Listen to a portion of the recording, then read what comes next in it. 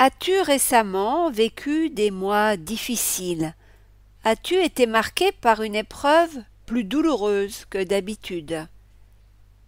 Peut-être un burn-out, ou un cancer, ou la mort de ton conjoint, ou une faillite financière. Si tu me suis, tu sais que 2024 a été très éprouvante pour moi aussi. Un de mes couples d'amis aussi vit depuis 1 an dans la douleur car lui a de graves problèmes cardiaques. Le diagnostic a pris du temps. Il a ensuite été sous médicaments, mais ces traitements ont amplifié ses difficultés à respirer. Il est en arrêt maladie depuis 1 an, lui qui ne vit que par son travail et qui supporte très difficilement d'être incapable de travailler. En plus, il souffre. Marcher est un effort pénible, la position allongée aussi. Difficile de se reposer dans ces conditions. Il a été opéré récemment, pose d'un pacemaker et ablation d'une partie de son cœur. Si le pacemaker lâche, c'est la mort assurée, car son cœur amputé n'est plus capable de fonctionner en autonomie.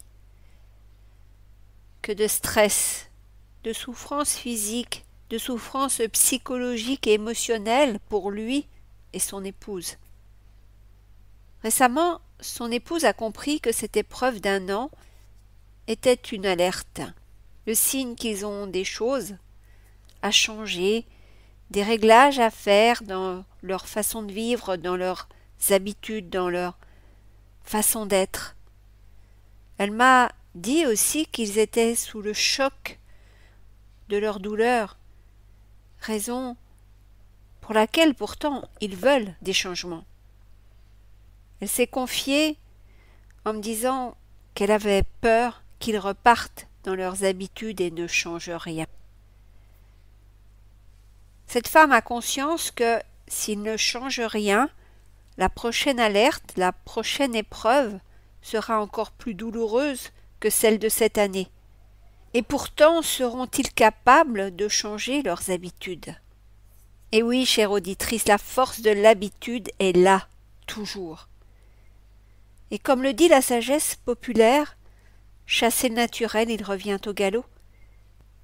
Si toi aussi t'as souvent voulu abandonner des habitudes délétères et en adopter de plus saines, mais que t'as échoué à le faire, reste bien à l'écoute car aujourd'hui je vais t'aider à changer vraiment. Bienvenue dans le podcast Déprogrammons-nous, ça urge avec Elisabeth Tarringui, mentor, coach en transformation consciente depuis plus de 20 ans. Tu cherches à reprendre les rênes de ta vie après une épreuve douloureuse. Tu as décidé qu'il était temps pour toi de prendre ta place, de t'affirmer et d'enfin créer la réalité que tu mérites. Eh bien, tu es au bon endroit. Mon nom est Elisabeth Tarringui et je crée la vie de mes rêves en conscience depuis plus de 30 ans. En plus de 20 ans, j'ai aidé des milliers de femmes à booster leur sécurité intérieure, à redevenir confiantes, visibles, inarrêtables. Avec ce podcast Déprogrammons-nous, ça urge, je t'aide à te libérer de tes conditionnements physiques, mentaux, émotionnels, spirituels pour quitter le manque et vivre enfin dans la joie et l'abondance. J'ai vraiment à cœur que tu entres dans ce cercle de transformation à ton tour. Tu vas enfin comprendre comment tu fonctionnes et les conséquences que ça implique. Tu vas pouvoir modifier tes fonctionnements conscients et inconscients pour redevenir pleine réalisatrice et actrice de ta vie. Bonjour et bienvenue dans l'épisode 20 de mon podcast Déprogrammons-nous, ça urge. La semaine dernière, je t'ai parlé du prix à payer, prix de ton inaction, prix de tes mauvaises habitudes et même prix de tout ce que tu fais, de tout ce que tu décides. Bien sûr, si tu as loupé cet épisode, prends le temps d'aller l'écouter quand tu auras fini d'écouter celui d'aujourd'hui. Profites-en pour t'abonner à mon podcast, pour être informé de la sortie de chaque nouvel épisode et recevoir les cadeaux exclusifs que je réserve à mes abonnés. Mon amie m'a beaucoup émue quand elle m'a dit qu'elle n'était pas certaine que son époux et elle allaient changer quelque chose à leur mode de vie, leur façon d'être, malgré une année d'épreuve qu'elle a bien perçue comme étant une alerte, un avertissement qui les somme de changer. Elle a peur que le travail, leurs habitudes, les maintiennent dans la même situation que celle qui a précédé cette alerte. Je pense que toi aussi tu peux avoir cette crainte. On l'a tous. Crainte renforcée s'il t'est arrivé de prendre des résolutions au 1er janvier ou à la rentrée de septembre et de ne pas avoir été capable de maintenir ton engagement.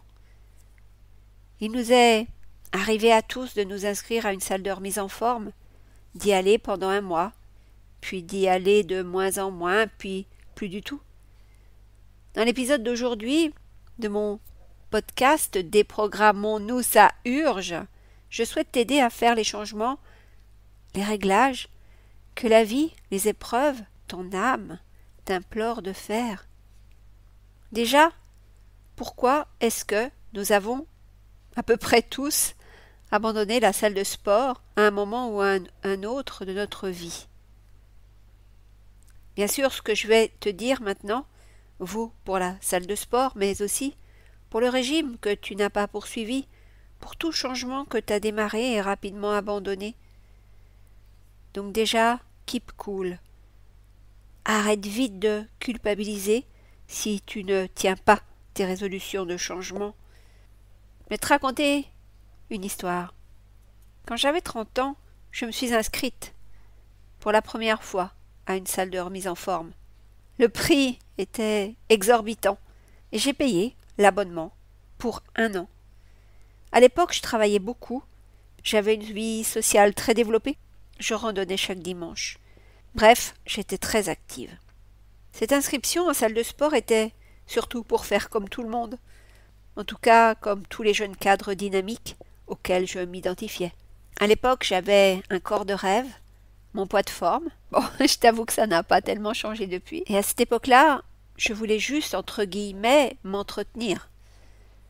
Donc cette inscription, étant une dépense financière exorbitante, je l'ai sans doute faite, poussée inconsciemment par le désir d'appartenir à une classe sociale plus élevée que celle de mes parents, très modestes.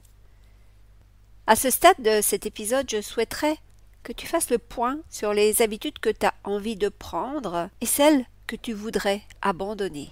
Fais une liste écrite, ça va beaucoup t'aider. Une fois que tu auras cette liste devant les yeux, regarde si tes motivations sont dictées par les autres, la société ou par ta nature profonde. C'est vraiment le premier point hyper important de tout changement. En effet, pour être certaine de t'engager et de poursuivre dans une habitude, cette habitude doit te réjouir vraiment. C'est-à-dire te mettre en joie, te faire vibrer, te donner une perspective de ton toi du futur, de ta vie plus réjouissante que ce que tu es actuellement et ce que tu vis.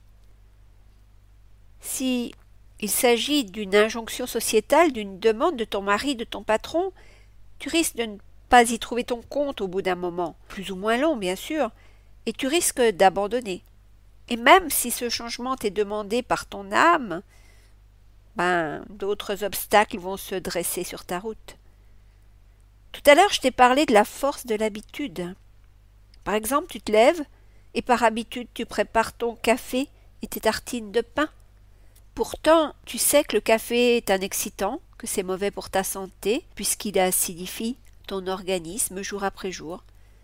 Tu sais aussi, en tout cas, je l'espère, que les tartines de pain avec beurre, confiture, miel sont des poisons pour ton organisme.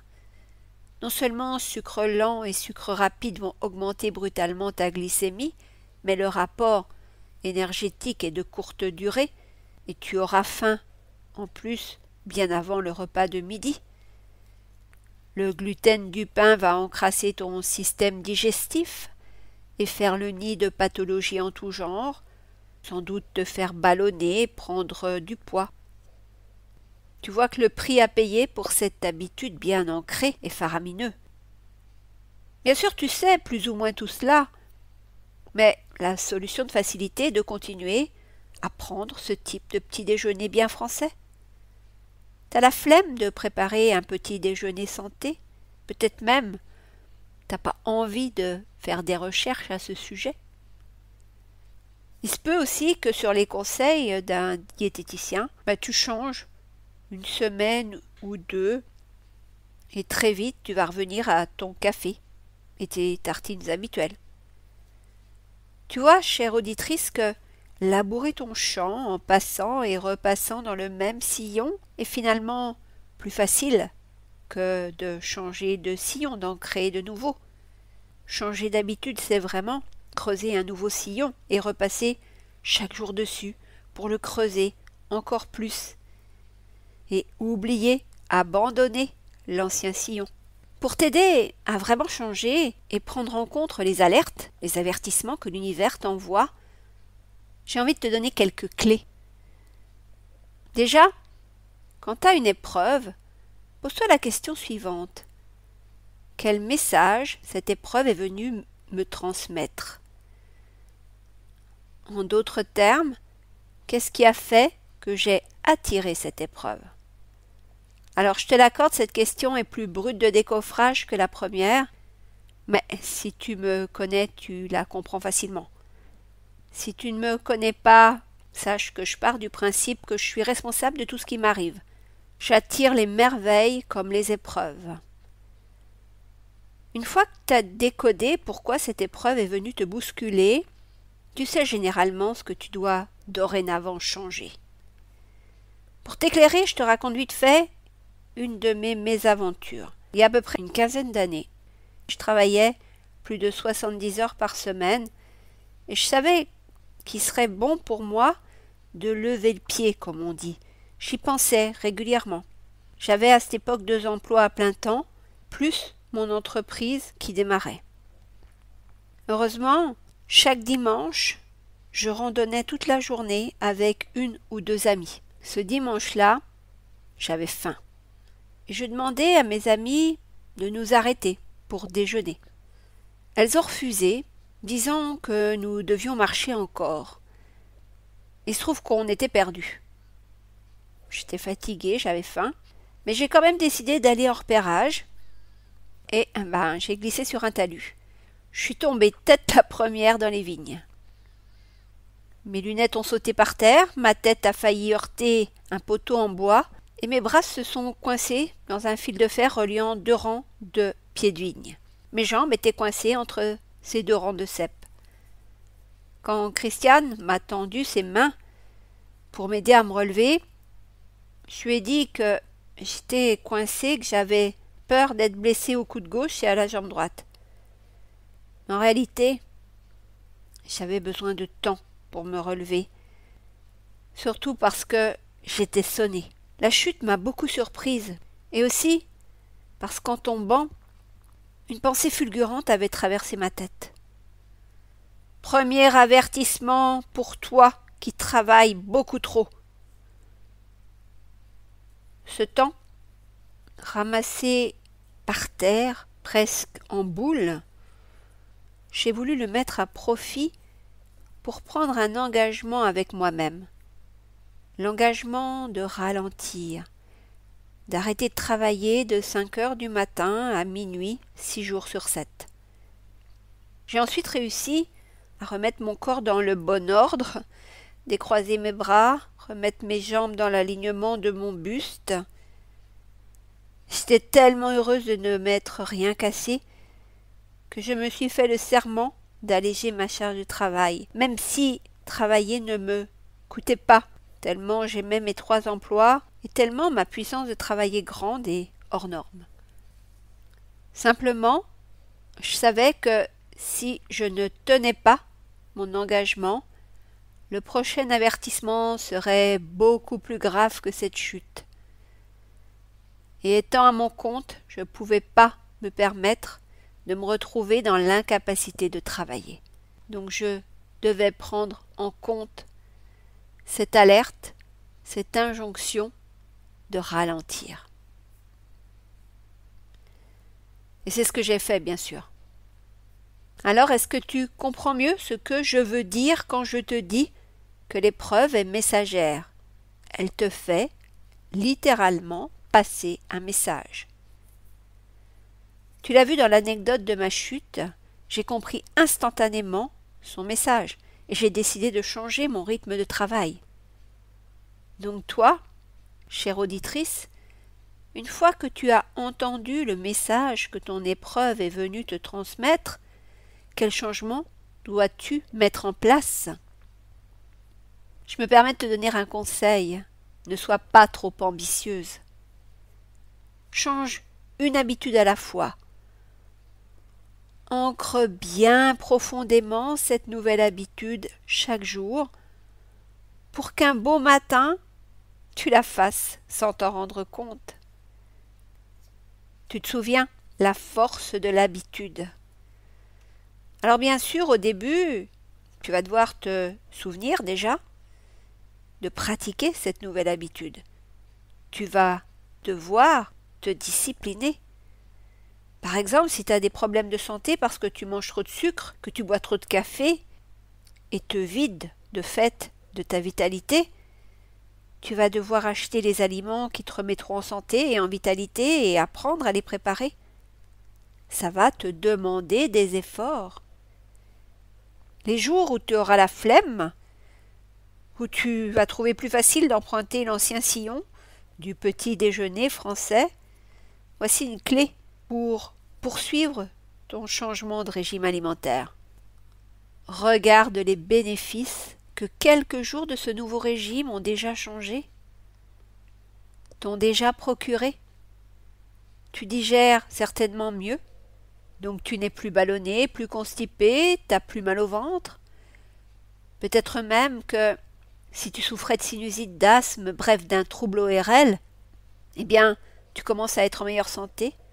Et oui, les bénéfices de cette nouvelle habitude vont te motiver à l'adopter, à la pratiquer jour après jour.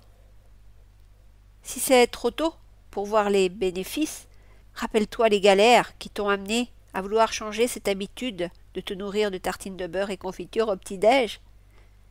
Alors bien sûr, cela vaut pour tous les changements que tu veux faire dans ta vie. À force de pratiquer cette nouvelle habitude, elle va devenir ta seconde nature, et tu la feras facilement quand son sillon sera bien profondément creusé et ancré dans ton quotidien.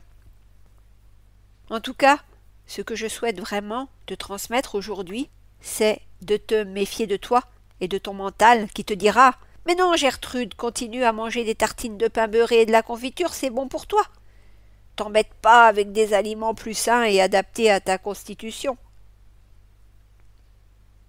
Je souhaite aussi que tu te fasses pleinement confiance, que tu fasses pleinement confiance en ta capacité de changer et surtout, adopte de nouvelles habitudes qui te mettent en joie, qui t'apportent de l'énergie, qui améliorent ta santé, qui te permettent une vie meilleure, plus douce, plus belle, plus réussie.